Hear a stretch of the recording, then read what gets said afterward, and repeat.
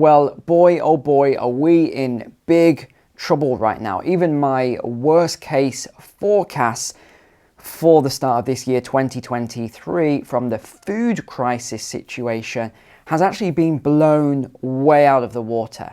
And no, I am not joking. And that's why you'll understand why we're going to talk about these items very shortly. But a number of organizations from the United Nations, World Food Programme, and about half a dozen other 3 or 2-letter organizations have just started putting out these warnings about, well, let's be blunt, Western countries, what they call the wealthiest countries, and having a coming food crisis as a result of, well, a lot of stuff we're going to unpack in this video. So what have we got? Food stamps ending, food supply shortages, crop yield losses, soil quality eroding, food banks over capacity, fertilizer shortage as well as gone up 300%. They think it may even double again this year.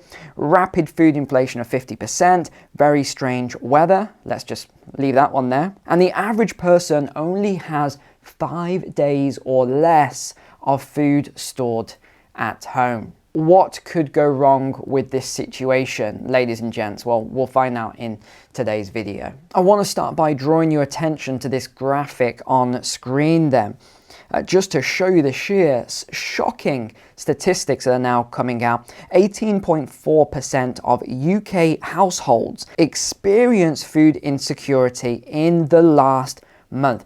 18.4%. Not, 0.184% of households. No, 18.4%. 22.5% of school pupils are now eligible for free meals. And by the way, this is the United Kingdom. I'm not talking about some developing nation somewhere around the world.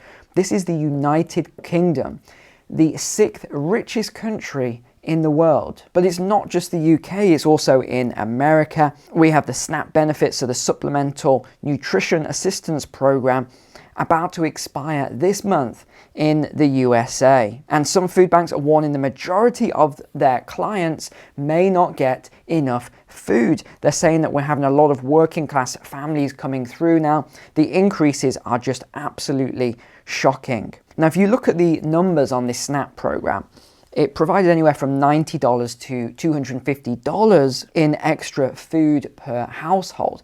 Now, you take off, call it $100 to $200. In this crisis scenario, and we know what's happening, and this is an absolute recipe for disaster and increased poverty. We're already seeing more homelessness in the US.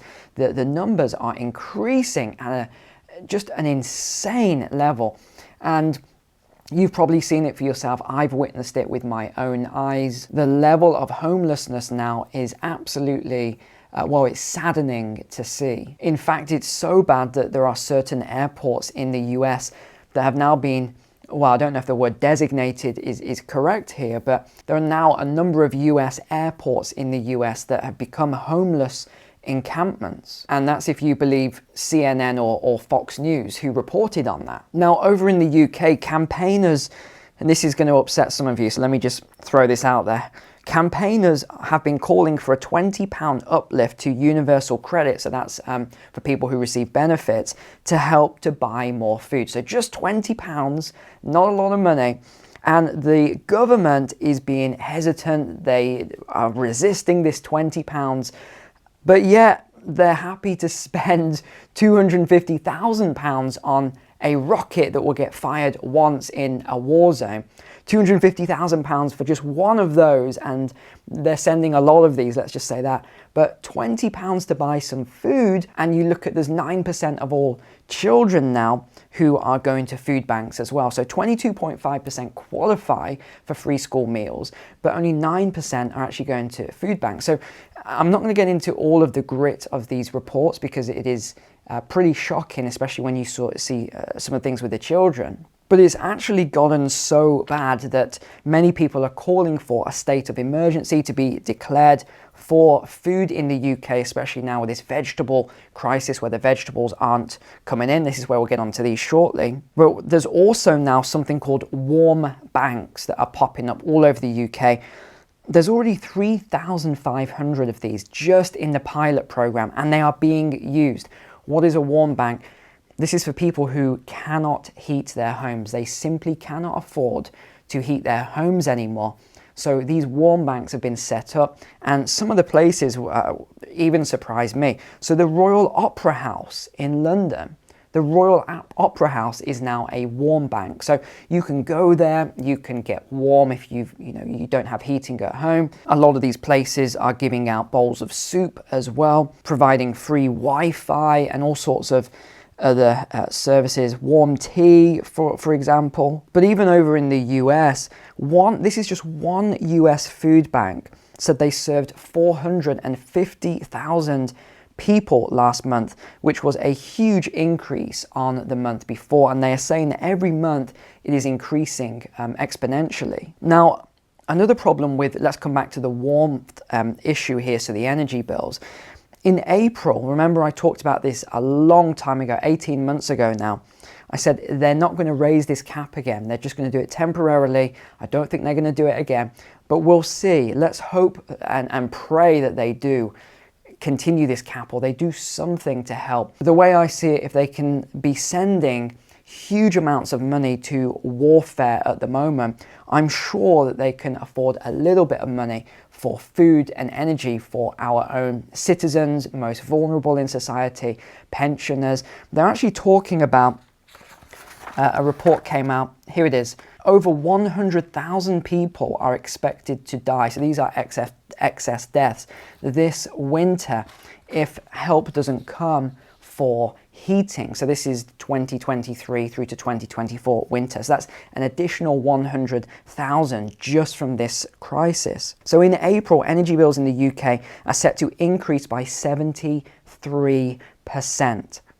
73% to an average of £4,350 per year for an average household. So for those of you not from the UK, an average household in the UK is not like the USA and Canada, these huge houses.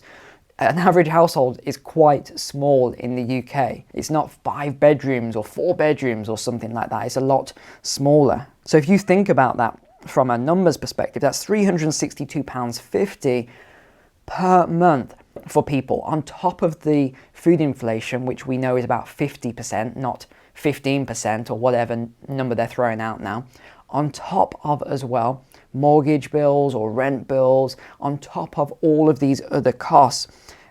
It's getting crazy.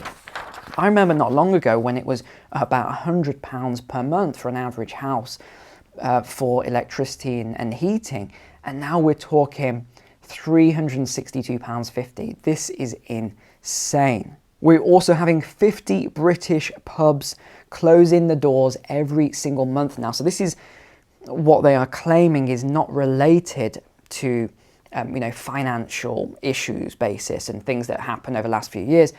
They're saying this is directly correlated to energy costs. But don't worry, because McDonald's is rushing in and taking over all of these pubs. Next, let's look at shortages then. And you'll notice what they're doing at the moment in these supermarkets is where all these shelves are empty of food, they are just putting in loads of extra food to bulk it all out. So visually, psychologically, it looks like there isn't a problem. But if you look a little bit deeper, then you'll see what the issue is here. There are food shortages.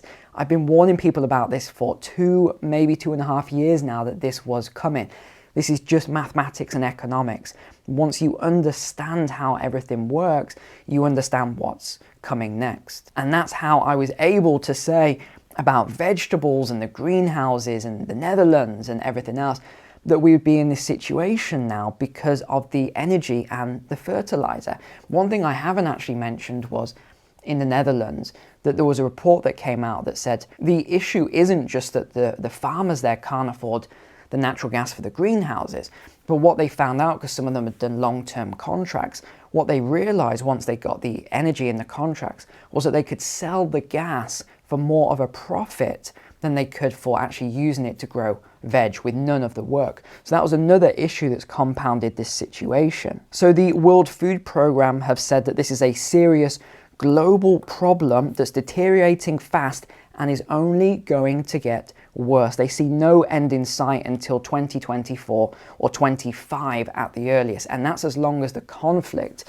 between Russia and Ukraine finishes. The UK imports 46% of its food, with self-sufficiency at about 54% in fresh vegetables and just 16% in fruit. Now, one thing I find quite interesting about a lot of the statistics that we're seeing now is, I don't know how many of you are sort of my age and older, but there was a really good show on TV back in the 1980s, and it was called Victorian Garden. So drop a comment below if you remember that series.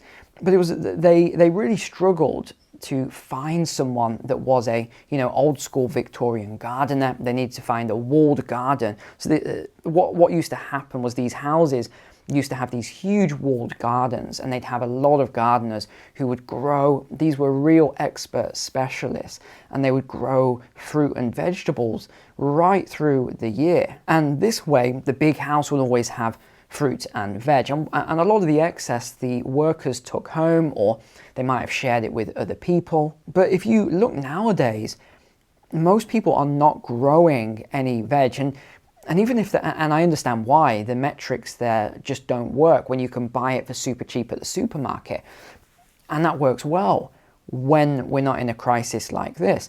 But the problem is, a lot of these things people have forgotten. All of this because you remember, societies are built upon knowledge, and then more knowledge is developed, more knowledge is developed. And look at the sciences and technology and things like that now. And we're even having all these convergences of technology that couldn't have existed without these other technologies all developing at the same time. Well, sometimes you have a loss of this information, and we've seen this a lot throughout ancient civilizations, where all of this knowledge has just been lost or destroyed, and everything has to start all over again. And that's actually one of the reasons why I probably have about 50 different books on gardening and farming and all this sort of stuff. Because honestly, I know some of you think I'm a little bit over the top and crazy with these things, but I don't know where the end is. I don't know what's going to happen in the future. I don't know if we're going to go into a massive conflict and you just can't get food, fruit and vegetables brought in anymore. I don't know. No one really knows. We can only guess at this sort of thing. But one thing I do know is that I want to be prepared for these things if they do come down the line. It doesn't make any sense for me not to be prepared. It makes perfect sense for me to prepare. What have I lost by preparing? Nothing at all. What have I gained? Well, I've gained the enjoyment of learning about these things. I've gained the knowledge, and I'm prepared if anything does happen. Now, the reason we've got this stuff on here, I want to read out some of the crazy stuff that I was reading today. Well, firstly, we've got an onion shortage, which is these things here, which is, I mean, I've got loads of onions. I've got so many onions that it's ridiculous in my storage right now. And these have lasted for a long, long time, and they're still in perfect condition. But we've now got Morocco and Turkey and Kazakhstan and some other countries that are now no longer exporting food. Again, something that we knew was going to happen. The Philippines has ordered an investigation into onion cartels. Yes, onion cartels, as nuts as that sounds.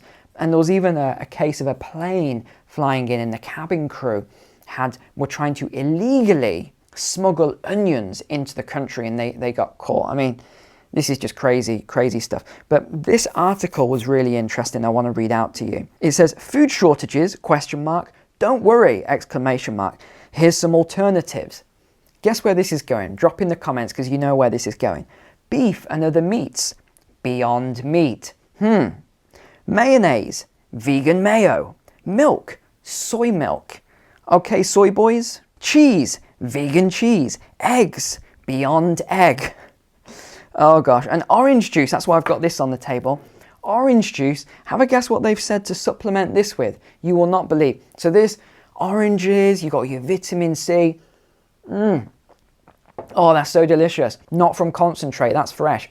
What do they say to replace that with? Cola. Yes.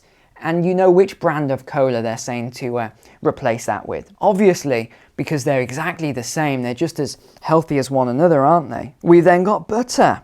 And You know, the stuff is just crazy. Butter, they send us all these oil-based butter alternatives. No thank you to the palm oil for me. And then we move on to the farming aspect then. In 1800, 50% of Americans were farming. 1945, 45% of Americans were growing food in their backyard. And I'm pretty sure it was a higher number than that for the British because there was rationing. But now in 2020, only 0.1% of Americans grow their own food in their backyard. In fact, it's so bad with chemicals and other problems in the US now.